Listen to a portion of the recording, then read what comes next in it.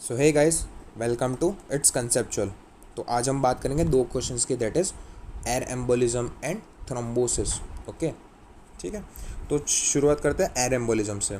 तो it is one of the most serious complication associated with the central venous catheters. Okay, तो CVC अगर मैं बोलूँगा तो प्लीज़ कंजेशन के साथ उसको कन्फ्यूजन मत करिएगा, बिकॉज सीवीसी का इधर मतलब है एम्बोलिज्म में सेंट्रल वीनस कैथेटर्स।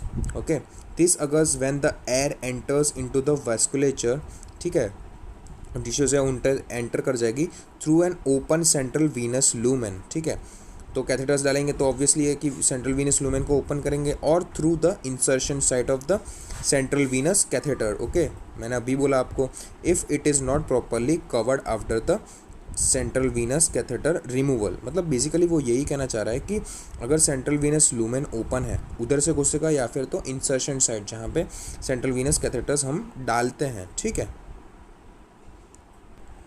ठीक है। तो ये हो गया इंसर्शन साइट या फिर वेस्कुलर ओपन लूमेन है, या फिर कवर्ड प्रॉपर्ली नहीं हुआ तो उधर से एयर घुस सकती है। ठीक है, एयर को पाथ में मिल जाएगा।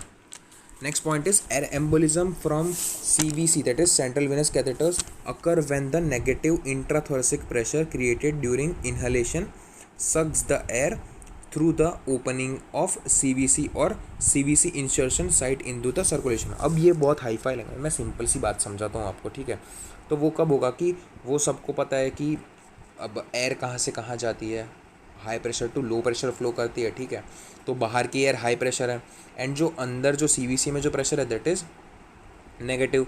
सिंपल सी बात है। तो अगर अगर अगर हम क्या बोलते हैं कि नेगेटिव प्रेशर डाल रखें, मतलब अगर प्रेशर डिफरेंस अगर हमने रखा इंसर्ट करते वक्त, तो क्या होगा कि जो ओपनिंग होगी या CVC इंसर्शन साइट होगी उधर से वो एम्बाल्व कर जाएगी। ठीक है, मतलब अंदर घुस जाएगी। ठीक है, एयर एज अ प्रेशर में, प्रेशर फ्लो में एयर अंदर घुस जाएगी, then it will create a problem in circulation.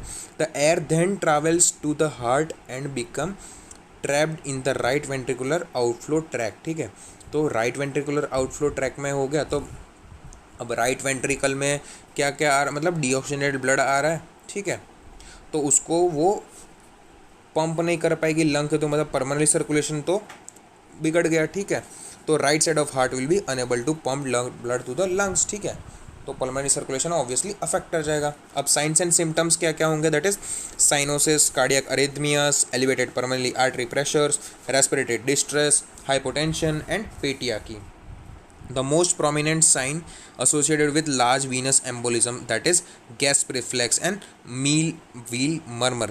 अब ये meal wheel murmur क्या होता है? It is a continuous loud churning drum like cardiac murmur caused by right atrial and right ventricular outflow obstruction।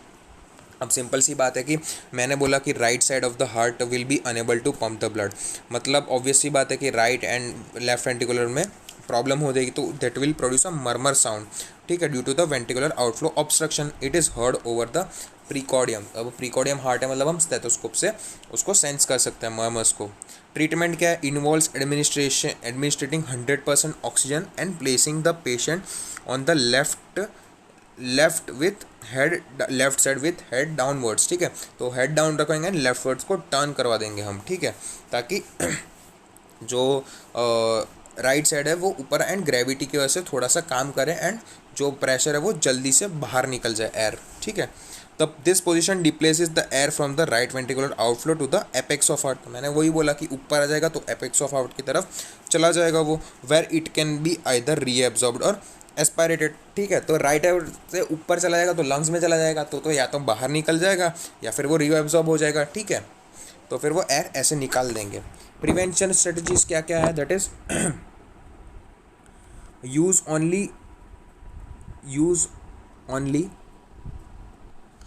Only lower lock connection of the CVC lumen, मतलब properly जो lock हो सके। ठीक है, जिनका एयर आउटफ्लो ना हो सके या फिर इनफ्लो ना जा सके, प्रेशर डिफरेंस ना आ सके, वैसे CVC catheters, central venous catheters use करो। ठीक है, avoid long loops on IV tubing. ठीक है, तो ज़्यादा लूप्स होंगे तो ज़्यादा एयर घुसने के चांसेस होंगे, तो IV ट्यूबिंग के लूप्स कम ही देंगे। Use screw caps on the 3-वे कनेक्टर्स। ठीक है, तो जो 3-वे कनेक्टर्स है जो हमारी स्किन में जो जाते हैं तो उसको स्क्रू कैप्स यूज़ करो, ठीक है, ताकि एयर नहीं जाए अंदर। Immediately cover the insertion site with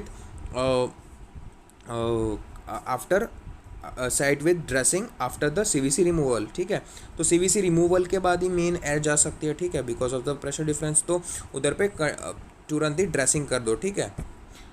positions of the patient supine if not tolerated semi flowers position while removing the CVC, मतलब सुपाइन या फिर सेमी सुपाइन होनी चाहिए वाइल रिमूविंग द सीवीसी, ठीक है।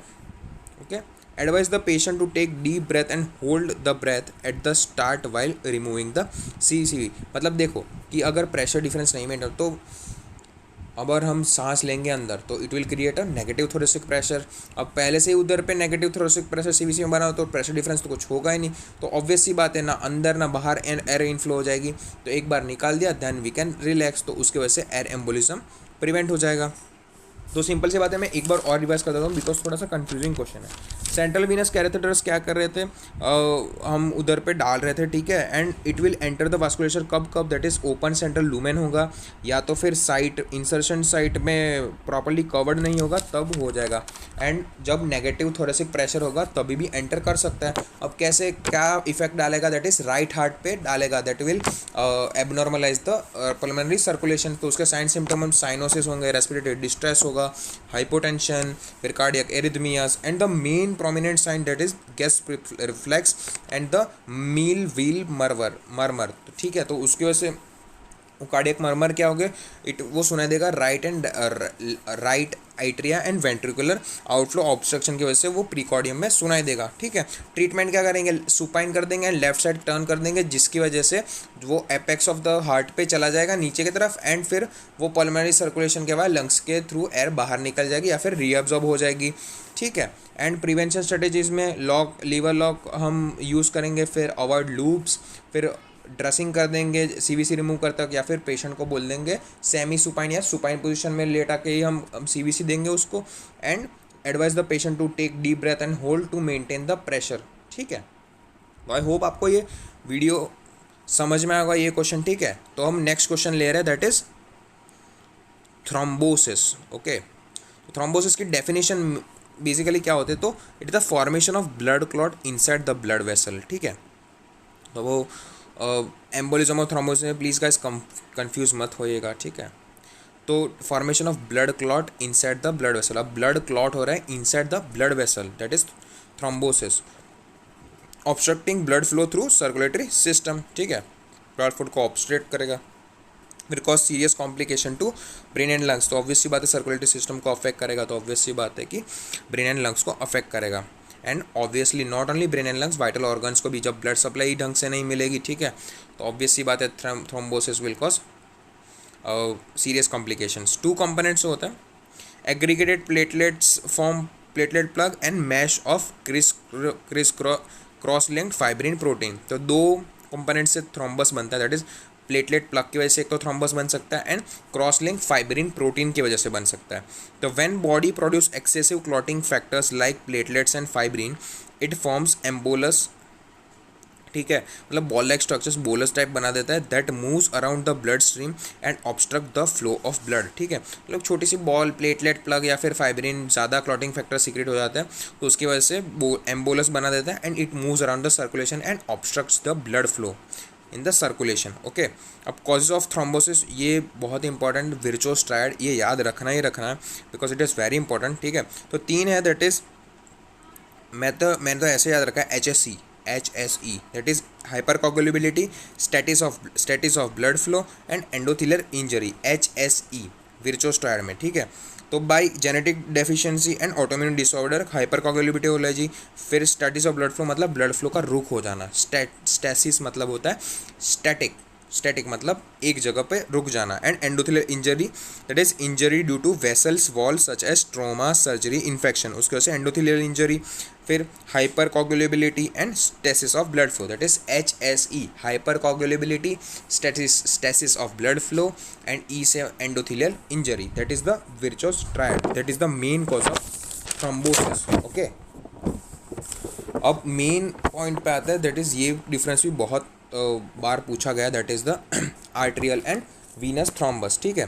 तो तो मैं कंपेयर करता जाऊंगा तो arterial thrombi and venous thrombi, तो आर्टेरियल थ्रोम्बाई कहाँ होंगे, आर्टरीज एंड हार्ट में, एंड वीनस थ्रोम्बाई वेन्स में होंगे, ऑब्वियस सी बात है। एंड कहाँ कहाँ होंगे, aorta, arterial thrombi aorta, coronary artery, cerebral artery etcetera, और venous thrombi superficial varicose veins and deep veins में होंगे, ठीक है। आर्टेरियल थ्रोम्बाई में endothelial cell injury causes atherosclerosis, vasculitis, trauma, and venous thrombi में वीनस टेसिस कॉज करेगी, ठीक है। And usually mural not occluding lumen, ठीक है, एंड इन्वेरेबली ऑक्लूसिव होता है ये वीनस थ्रोम्बाई में। ग्रेव आर्टेरियल थ्रोम्बाई में grey white फ्रिएबल with lines of Zahn, ठीक है, and red blue friable stands with lines of Zahn, मतलब एक में ग्रे वाइट फ्रिएबल लाइन्स होगी और वीनस में रेड ब्लू होगी, तो ये हमको याद रखना है। ग्रोज रेट्रोग्रेड, ये मेन डिफरेंस है, ग्रोज रेट्रोग्रेड मतलब opposite to the blood flow, arterial thrombi grow होगा, and venous thrombi it grows in the direction of blood flow, तो ये डिफरेंस याद रखना है। Meshwork of platelets, fibrin, red cells and degenerating leukocytes, ये arterial thrombi होता है। And venous thrombi में more enmeshed RBCs and few platelets, मतलब आर्टेरियल थ्रोम्बाई में प्लेटलेट्स, फाइब्रिन एंड आरबीसी तीनों होता है, एंड डिजनरेटिंग ल्यूकोसाइट्स, जो ल्यूकोसाइट्स डैमेज हो गया हो। एंड वीनस थ्रोम्बाई में more of RBCs and few platelets. If thrombus forms inside blood vessels, then possible outcomes में एम्बोलिज्म, लाइसिस एंड इश्चेमिया, ठीक है। तो एम्बोलिज्म भी हो सकता है, मतलब ऑब्स्ट्रक्शन भी हो सकता है, एंड फिर लाइसिस भी हो सकता है, and it will cause decrease blood flow, that is ischemia, ठीक है। तो थ्रोम्बोसिस से इश्चेमिया, एम्बोलिज्म एंड लाइसिस तीन हो सकता है, okay. And arterial end venous thrombi में हमको डिफरेंस आता करते हैं कि एक आर्टरीज में होता है, वेन में होता है, वेन्स में superficial and deep superficial varicose and deep veins में होता है, एक में कोरोनरी सेरिब्रल आर्टरीज में होगा। फिर एंडोथेलियल सेल इंजरीज को एथेरोस्क्लेरोसिस, वैस्कुलाइटिस एंड ट्रॉमा, इधर पे वीनस टेसिस होगा, मतलब stress of blood flow. Usually mural and not occluding होता है, बट ये इन्वेरेबली ऑक्लूसिव होता है। Grey white lines of Zahn देखने को मिलेगी, इधर पे red blue lines of Zahn देखने को मिलेगी। आर्टेरियल थ्रोम्बाई होगा वो opposite to blood flow, venous thrombi blood flow होगा वो along with the blood flow. फिर meshwork of platelet proteins and red cells and degenerating glucosides, इधर पर आरबीसी इंक्रीज बट प्लेटलेट्स कम देखने को मिलेंगे। फिर थ्रोम्बोसिस में cause lysis, embolism and ischemia, okay. अब प्रिवेंशन कैसे, तो एवरीडे लिविंग में exercise regularly, eating low fat high fiber diet, check BP once a year, drink plenty of fluids but avoid coffee and alcohol, ठीक है। And after surgery, अगर हमने surgery करे तो after surgery that is anticoagulants, warfarin, heparin, ठीक है। When travelling press toes down, flex feet and stretch legs, okay. Treatment that is warfarin and vitamin K antagonist, मतलब वो प्लेटलेट के जो प्लग है उसको फॉर्मेशन नहीं होंगे, मतलब एंटीकोगुलेंट्स यूज होंगे, taken orally. For more effectiveness heparin can be given by IV injection, intravenous injection दिया सकता है। अब streptokinase that is the clot buster can be administered IV, ठीक है। Ultrasound accelerated thrombolysis can be also use, ठीक है। Thrombosis में mainly हमको Virchow's triad that is HSE, hypercoagulability, stasis of blood and endothelial injury, वो तीनों cause हमको याद रखना है ऑफ द थ्रोम्बोसिस, ठीक है। दो कंपोनेंट होते हैं that is platelet plug and the cross link of the fibrin protein. Hypercoagulability by genetic deficiency and autoimmune disorder, and जो एंडोथेलियल इंजरी होगी that is because of trauma या फिर surgery या फिर एनी इन्फ्लामेशन, ठीक है। तो I hope आपको ये दोनों वीडियो समझ में आओगे। Air embolism is due to the central venous catheter and the thrombosis is due to the platelet plug and the fibrin protein, ठीक है। तो आई होप ये दोनों वीडियोस आपको समझ में आए होंगे। Please don't relate both the videos because similar से लगा थ्रोम्बोसिस, एम्बोलिज्म, बट इतना याद रखना है कि अगर thrombus inside the blood vessel हुआ तो तीन कॉज मतलब पॉसिबल आउटकम्स तीन हो सकते हैं, that is due to embolism, due to lysis या फिर ड्यू टू इश्चेमिया, ओके। तो ये तीन भी हमको याद रखना है। सो आई होप आपको ये सब वीडियोस समझ में आए होंगे। And please guys like, share and subscribe to my channel, it's conceptual. And अगर कोई भी डाउट हो तो कमेंट सेक्शन में। And guys lines of Zahn वाले अगर आपको फोटोग्राफ्स देखनी है तो प्लीज़ लिंक डिस्क्रिप्शन में है, आप उधर पे जाइए मेरे टेलीग्राम चैनल पे and open that PDF of the important pictures of the general pathology, ठीक है, important pictures and histopathology of the general pathology, important pictures मैंने डाल रखे, वो PDF आप प्लीज़ जाके देखिएगा, उधर पे सब क्वेश्चन वाइज मैंने डाल रखी है, ठीक है। And the review book is the Harsh Mohan, मैं हर्ष मोहन से सब पिक्चर्स लिए हुए हैं। सो आई होप आपको ये वीडियो समझ में आया। So stay calm, stay cool, stay fit and stay healthy. So thank you.